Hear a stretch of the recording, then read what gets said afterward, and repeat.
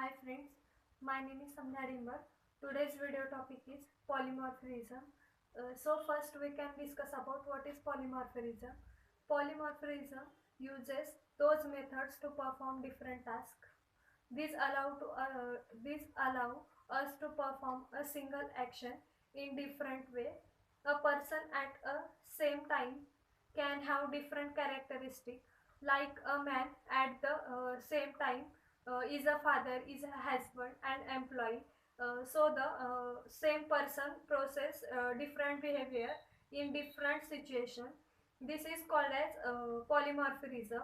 Polymorphism is considered one of the important feature of object-oriented programming. Polymorphism allow us to perform a single action in different way. In other words, polymorphisms allow you to define one interface. Can you have multiple implementations? The word of poly means many, and morphs means forms. It means many forms. Then next is a why polymorphism. Polymorphism allow us to create consistent code. This will work perfectly. However, for every shape we need a create different method. It will make over the inconsistent. Then next point is features of polymorphism. First is following are the features of polymorphism in a Java. First is a polymorphism support implicit type conversion. Then second, the functionality of method behaves differently in a different scenarios. Third is the behavior of the method depend on the data provided. It allow the same name of the member or method in the class with different types. Then next point is a type of polymorphism. First, we can achieve polymorphism in Java is following way. First is a compile time polymorphism, and second is runtime polymorphism. So we can discuss about in brief. First type. First type is a compile time polymorphism. It is also known as static polymorphism. It is type of polymorphism is achieved to function overloading or operating overloading. Method overloading.